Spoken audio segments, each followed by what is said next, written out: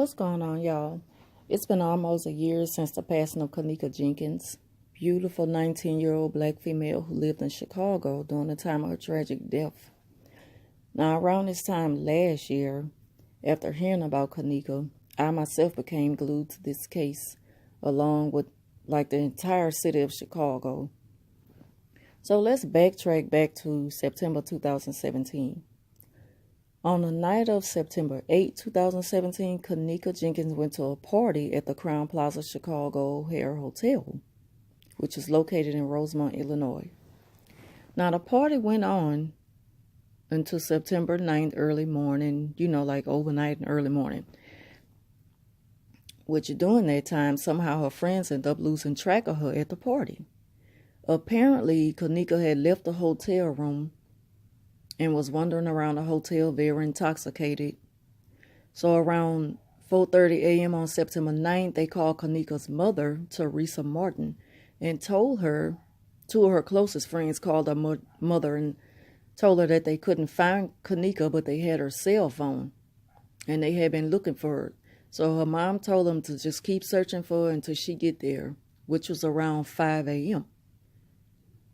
So when Teresa arrived, she asked security at the hotel to please look up the hotel surveillance footage to see if they can find Kenneka, somewhere throughout the hotel on the system.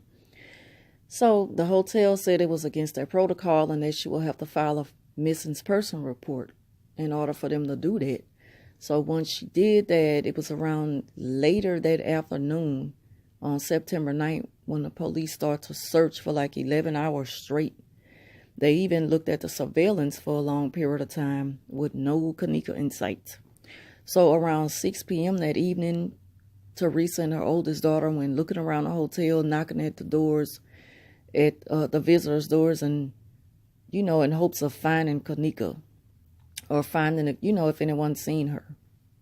Later that night, the police told Teresa that they seen Kenneka on one of the videos around 3-something in the morning staggering around the hotel in the front lobby area.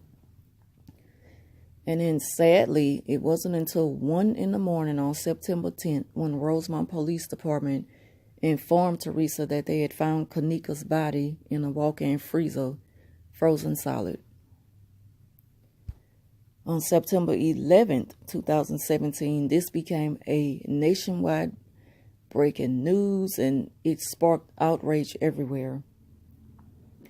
Kenneka's body was bruised and scratched, and a shoe was missing. She even looked like she had been in a fight, like her hair had been wet, and I believe a tooth was missing.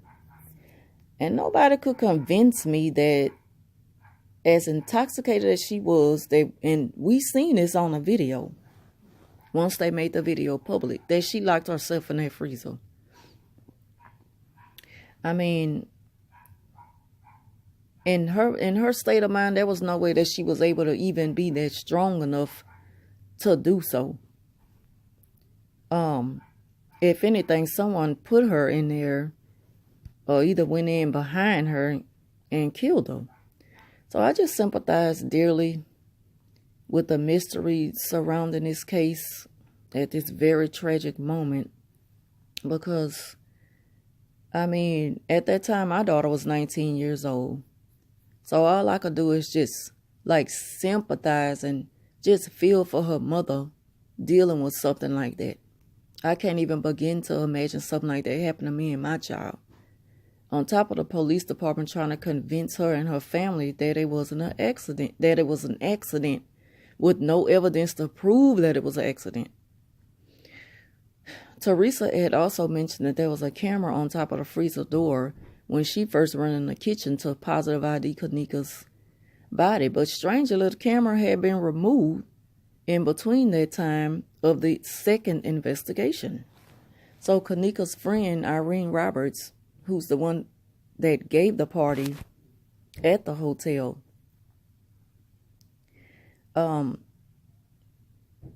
many had, it was so much going around saying that Irene had something to do with Kenneka's death and she probably had set it up and stuff like that. So around September the 12th, Teresa got a lawyer to help her with this case. Around September 13th, the city started a protest right in front of the Crown Plaza Motel.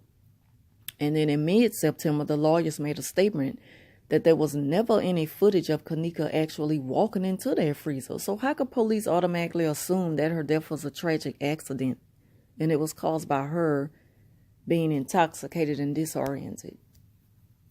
Kenneka's mother went on Facebook Live and announced when her funeral will be, which was September 30th, 2017, and that the theme would be hearts and purple hearts and purple.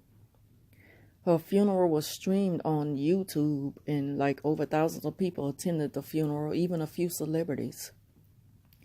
As the protest started dying down, people started getting arrested, and October 10th, the Cook County autopsy report was released stating that Kenneka had died of hypothermia, and there was no drug. Well, there was also a drug found in her system that's used to treat epilepsy. The drug was mixed with the alcohol, which caused her to wander in a disoriented state of mind. On October 23rd, Kenneka Jenkins' case was closed. The coroner's department ended up releasing graphic pictures of Kenneka after she was found in the freezer. The pictures went viral.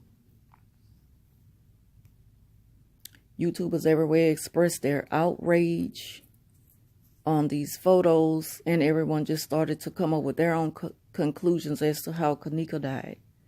On October 27, Kenneka's mother went on a radio interview. She also appeared on Dr. Oz on October 31st, stating about how they didn't do a thorough investigation on her daughter's case. She also believed that the police department just didn't want to put forth the effort to investigate the case further because she's a young black girl. And sadly, shortly after Kenneka's case was closed, many more missing cases reports started to come arise as young black girls went missing in the Chicago area, and none of them were found alive. To this day, the Kenneka Jenkins case is still closed, and we may never know what really happened to her on that night that she went missing at the party. The Rosemont Police Department did a sloppy job investigating this case, and this is the weekend leading to the anniversary of Kenneka's passing. Her mother went on Facebook Live the other night announcing her visual. She urged everyone to please come in peace, as she did throughout, the whole time, right after Kenneka's passing, doing the protests and everything. She always urged everyone to come in peace. Now, I may not be there in a physical sense, but I'll be there in my spirit. Although I didn't know her personally, she will always have like a soft spot up in my heart. I'll never stop thinking about her from time to time. I mean, the case, it just grew near and dear to my heart, and may she continue to rest in peace. She's gone, but never forgotten. And I just want to thank y'all for watching. I'll talk to you soon.